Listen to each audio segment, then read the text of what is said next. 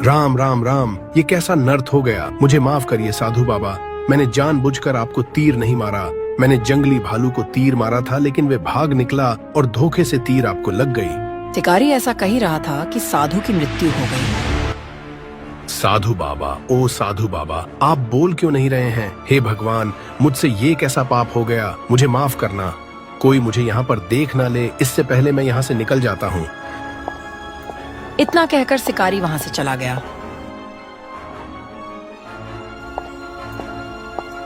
क्यों जी, आज कोई शिकार नहीं मिला क्या? आज आप जल्दी चले आएं और मुंह लटकाए हुए क्यों बैठे हैं? पत्नी के बार बार पूछने पर शिकारी ने कहा, अरे भाग्यवान, कुछ मत पूछो, आज का तो दिन ही खराब है। आखिर बात क्या है, बताइए तो सही। अरे भाग्यवान, एक जंगली भालू का शिकार करने के लिए मैंने उसका पीछा किया और उस पर तीर चला दिया, लेकिन बदकिस्मत से वह तीर भालू को न लग के तपस्या कर रहे एक साधु को जा लगा और वो मर गया। हे भगवान, ये तो अनर्थ हो गया।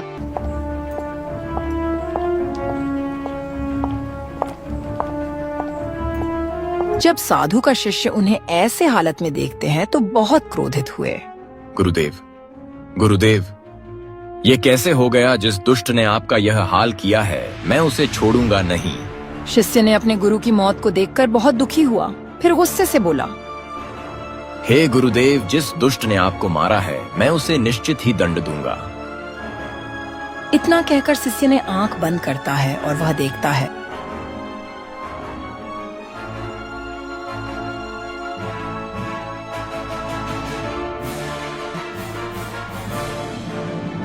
अरे दुष्ट शिकारी, तूने मेरे गुरुदेव की हत्या की है। जा, मैं तुम्हें श्राप देता हूँ, तू चाहे जहां भी हो, तुम तुरंत ही भालू बन जाएगा। शिष्य के श्राप के कारण शिकारी भालू बन जाता है। अरे यह क्या हुआ? मेरा शरीर तो भालू का हो गया मेरे साथ। आखिर ये सब कुछ हो क्या रहा है? अरे सुनिए जी, कहाँ चले गए हैं? घर के अंदर जंगली भालू घुस आया है, पता नहीं दरवाजा खोलकर कहाँ चले जाते हैं। हट हट, भाग यहाँ से। अरे भाग्यवान, मैं हूँ तुम्हारा पति, मुझे मत मारो। बड़ा निडर भालू है, रुक जा, डंडा लेकर आती हूँ। अरे भाग्यवान, कैसे मैं तुम्हें बताऊं कि मैं कोई भालू नहीं, तुम्हारा पति हूँ। पता नहीं कैसे भालू बन गया। शिकारी की पत्नी जैसे ही डंडा लेकर आती है वैसे ही। अरे भाग्यवान, अब मार ही डालोगी क्या? तुम मेरी बात क्यों नहीं सुन रही हो? अब तो यहाँ से भागने में ही भलाई है।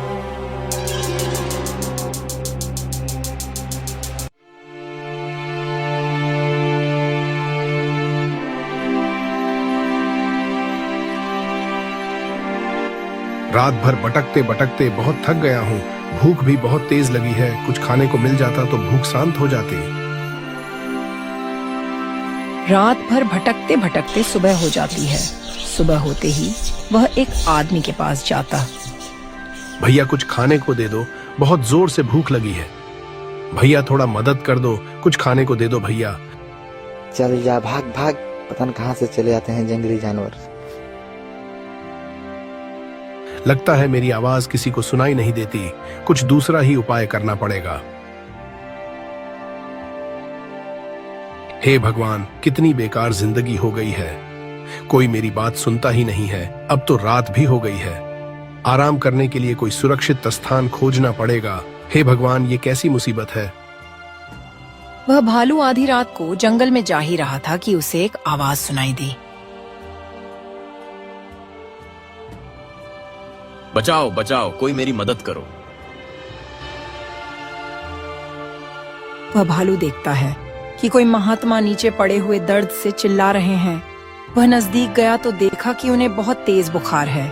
वह तुरंत जंगल में जाके जड़ी बूटी खोजने लगता है।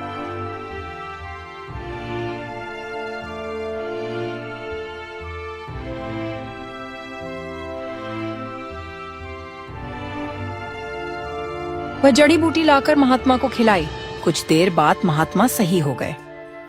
अरे भालू, तुमने तो मेरी जान बचा लिया, तुम्हारा बहुत बहुत धन्यवाद। बोलो, तुमने मेरी सहायता किए हो, मैं तुम्हारी कुछ सहायता कर सकता हूँ? अरे महाराज, यह तो मेरा फर्ज था। वैसे भी मेरी सहायता आप नहीं कर पाओगे। अरे भाई, एक बार बोलकर तो देखो, मैं बहुत शक्तिशाली हूँ। कोई परेशानी है तो बेझिझक बोलो। महाराज, मैं एक शिकारी हूँ। मैं जंगल में शिकार करने के लिए गया था। एक जंगली भालू को अपने धनुष से जेब ही निशाना लगाकर मारा। भालू वहां से भाग निकला। वही बगल में साधु महाराज तपस्या कर रहे थे। मेरी तीर उनको जा लगी और वह मर गए। मैं चुपके से अपने घर चला गया और अपने घर जाते ही मैं एक जंगली भालू बन गया। अच्छा, तो तुम वही दुष्ट शिकारी हो। मैंने ही तुझे श्राप दिया है। जिसे तुमने मारा है वह मेरे गुरु थे। वह बहुत ही तीव्र ज्ञान के लिए तपस्या कर रहे थे और तुमने उन्हें मार डाला। तू जिंदगी भर भालू ही रहेगा। महाराज, ऐसा मत कीजिए। मेरी पत्नी घर पर मेरा इंतजार कर रही होगी। मेरे घर में केवल मैं ही कमाने वाला हूँ। मेरी मदद करो महाराज। शिकारी बहुत गिड़गिड़ाता है।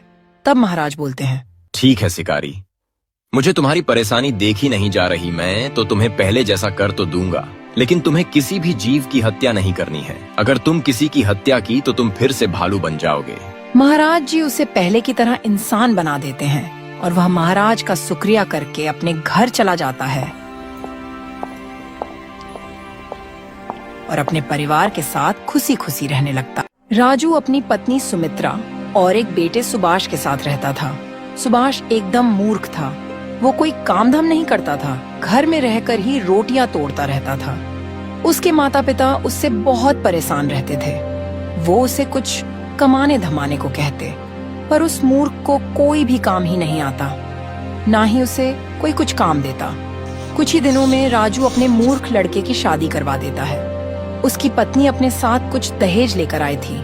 उससे सुभाष के घर का गुजारा हो रहा था, लेकिन कुछ ही दिनों में उसके घर का सारा सामान खत्म हो गया। पत्नी समझ गई थी कि उसका पति मूर्ख है, इससे कोई काम नहीं होगा, इसलिए वो अपने ससुर से कहती है, मैंने आज तक आपके सामने मुंह नहीं खोला है क्योंकि आप घर के बड़े आदमी हैं, लेकिन अब मैं मजबूर हो गई हूँ। ऐसे घर नहीं चलता। घर में कुछ भी नहीं है। मैं सोचती थी कि घर की बात बाहर नहीं निकले, लेकिन अब मैं मजबूर हो चुकी हूँ। कब तक ये सब देखती रहूँ? आप अपने उस मूर्ख बेटे की शादी मेरे साथ करवा दी। उसने मेरी जिंदगी खराब कर दी है। कुछ काम करता धरता नहीं है। वो तुम्हारा पति है। बहू, तुम ऐसे मत बोलो। तुम्हें अपने पति का इज्जत करनी चाहिए। जो आदमी अपने परिवार का पेट नहीं पाल सकता, उसकी इज्जत कौन करेगा? इज्जत उसकी होती है जो घर में 2 पैसे कमा कर देता है, घर में हाथ पर हार रखकर बैठने वाले की नहीं। बेटा, तुम इतना गुस्सा क्यों होती हो? तुम सुभाष को समझाओ कि वो कुछ काम करे। मैं उन्हें क्या समझाऊं? मैं तो समझा समझा के पागल हो चुकी हूँ। वो मेरी सुनते ही कहाँ है। बस सारा दिन बच्चों जैसी हरकतें करते रहते हैं। आप ही उन्हें कुछ समझाइए। अगले ही दिन राजू सुभाष से कहता है, बेटा, अगर तू कुछ काम नहीं करेगा तो घर का गुजारा कैसे होगा? अरे तेरी पत्नी सारा दिन तेरी वजह से परेशान रहती है। तू एक काम कर, कहीं से भी कुछ ज्ञान सीख कर आ। यह ले, कुछ रुपये तुम्हारे काम आएंगे। पिताजी की बात सुनकर वह ज्ञान की तलाश में जंगल में जाता है।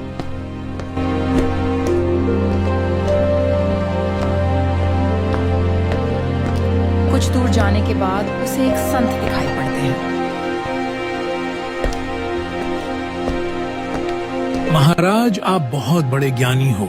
आप लोगों को ज्ञान देते हो। मैं कई दिनों से किसी ज्ञानी की तलाश में हूँ। सुना है आप बहुत बड़े ज्ञानी हो। आप लोगों को ज्ञान देते हो। मैं कई दिनों से किसी ज्ञानी को ढूंढ रहा था, फिर लोगों ने आपके बारे में बताया। इसलिए ज्ञानी जी, मुझे कुछ ज्ञान दीजिए। मैं अत्यंत कष्ट में हूँ। बिना ज्ञान के तो मनुष्य को कष्ट होगा ही। मैं तुम्हें जरूर ज्ञान दूंगा, पर मैं मुफ्त में किसी को भी ज्ञान नहीं देता। उसके लिए तुम्हें कीमत चुकानी होगी। महाराज जी, आप ज्ञान देने की कितनी कीमत लेंगे? हाँ भाई, एक ज्ञान का 1 पैसा। राजू ने सुभाष को 50 पैसे दिए थे, लेकिन सुभाष के पास 4 पैसे बचे थे। वो उसने ज्ञानी को दे दिए। 4 पैसे लेकर ज्ञानी बोला, मुझे 4 पैसे दिए हो, इसलिए मैं तुम्हें 4 ही ज्ञान की बात बताऊंगा। अच्छी तरह याद कर लो। पहला ज्ञान ये है कि जिस बात को 5 आदमी कहें उसे सत्य मान लेना चाहिए। दूसरा ज्ञान ये है कि धन मिलने पर किसी को भी उसके बारे में नहीं बताना चाहिए। तीसरा ज्ञान ये है कि पत्नी को कभी सच बात नहीं बतानी चाहिए। और चौथा ज्ञान ये है कि अपनी स्वामी या राजा को सच बात ही बतानी चाहिए। ज्ञान की चारों बातों को अच्छी तरह से याद कर अब मूर्ख सुभाष अपने घर की ओर निकल गया। रास्ते में उसने देखा कि एक जगह भीड़ जुटी हुई है। उसे पता चला कि कोई भिखारी मर गया है, पर कोई उसे वहाँ से उठाने को तैयार नहीं था। तभी मूर्ख सुभाष वहाँ पे पहुँचा। भाई तुम सब इकट्ठे हो तो इस लाश को उठाकर कहीं फेंक आओ, ईश्वर तुमसे खुश हो जाएगा। इस लाश को क्यों फेंकूं? ना तो ये मेरा कोई रिश्तेदार है और ना ही कोई जानने वाला, फिर मैं क्यों इस लाश को फेंकूं? लेकिन एकदम से मूर्ख सुभाष को ज्ञानी द्वारा दिए गए पहले ज्ञान की याद आ गई कि 5 आदमी जो कहें उसे सच मान लेना चाहिए। यहाँ तो 5 से भी अधिक आदमी हैं। उसने लाश उठाई और ग्राउंड से बाहर एक वीरान जगह में उठाकर फेंकने लगा। तभी उसने देखा कि भिखारी के फटे पुराने कपड़ों से अनेक रुपए गिर रहे हैं। उसने सारे रुपयों को इकट्ठा किया और अपनी जेब में रख के चुपचाप अपने घर चला। आ गए ज्ञान सीख कर। क्या ज्ञान सीख कर आए हो, जरा मैं भी तो जानूं। क्या पता थोड़ा बहुत ज्ञान मेरे भी काम आ जाए। ज्ञान तो मैं सीख आया हूँ, लेकिन किसी को बता नहीं सकता क्योंकि ज्ञान सीखने के पैसे लगते हैं। ज्ञान मुफ्त में नहीं मिलता। तुम कैसी बेतुकी बातें कर रहे हो? मेरी तो कुछ समझ ही नहीं आता। इतने दिन घर से बाहर रहे फिर भी मूर्ख जैसी बातें कर रहे हो। सुभाष अपनी पत्नी को कोई भी ज्ञान की बात नहीं बताता और न ही भिखारी की जेब से मिले रुपयों के बारे में बताता है। अब मूर्ख सुभाष के पास अनेक रुपए थे। उसके दिन सुखी पूर्वक बीतने लगे। उसका रहन सहन बदल गया। उन लोगों ने एक अच्छा मकान भी बनवा लिया। यह देखकर उनके पड़ोसियों को जलन होने लगी। एक दिन सुभाष के पड़ोसन अपने आदमी से कहती हैं, अजी सुनते हो जिसे लोग पागल पागल कहा करते थे, आज देखो कितना मालदार हो रहा है, कितना सुंदर घर बनवाया है। और एक तुम हो, अपने आप को अक्लमंद समझते हो, सुबह से शाम तक इधर उधर मजदूरी करते हो, तब कहीं जाकर 100-200 रुपए कमा पाते हो। उस पागल से ही कुछ सीखो। मैं उस पागल से क्या सीखूं जो उसके नसीब में है, वो उसे मिल रहा है, और जो मेरे नसीब में है वो मुझे मिल रहा है। तुम सारी जिंदगी नसीब का रोना रोते रहना। दुनिया आगे निकल रही है और तुम नसीब के पीछे पड़े हुए हो। मैं ही कल उस पागल सुभाष के घर जाऊंगी और उसकी मालदारी का राज पूछ कर आऊंगी। पड़ोसन अगले ही दिन सुभाष के घर आई और उसकी पत्नी से बोली, अरे दीदी, आपका पति क्या करता है जो आप लोग इतने ठाट बाट से रहते हैं? पूरे गांव में तुम्हारी मालदारी के चर्चे हैं। ये तो मैंने उनसे कभी पूछा ही नहीं कि वह क्या काम करते हैं, और वो कभी बताते ही नहीं कि क्या काम करते हैं। जो आदमी अपनी पत्नी से अपनी आमदनी छुपाते हैं, निश्चित रूप से वो कोई गलत तरीके से धन कमाता है। अगर वो आपसे सचमुच प्रेम करते हैं तो उन्हें आपसे कोई भी बात नहीं छुपानी चाहिए। तुम सही कह रही हो बहन, मुझे भी डर लग रहा है कहीं वो किसी गलत तरीके से पैसे तो नहीं कमा रहे। मैं आज ही उनसे पूछूंगी। जब रात को सुभाष अपने घर आता है तो उसकी पत्नी उससे पूछती है, अजी आप क्या काम करते हो? ये आपने आज तक मुझे बताया ही नहीं। तुमने कभी पूछा ही नहीं, इसलिए मैंने बताना उचित न समझा। वैसे भी तुम जानकर क्या करोगी? तुम्हें तो समय से पहले ही सब कुछ मिल रहा है। अगर तुम्हें कोई परेशानी हो तो मुझे बताओ, मैं अभी पूरी कर देता हूँ। मुझे कोई परेशानी नहीं है, बस मैं ये जानना चाहती हूँ कि तुम क्या काम करते हो। मुझे डर है कि कहीं तुम गलत काम तो नहीं कर रहे हो। भला मैं क्यों गलत काम करूंगा?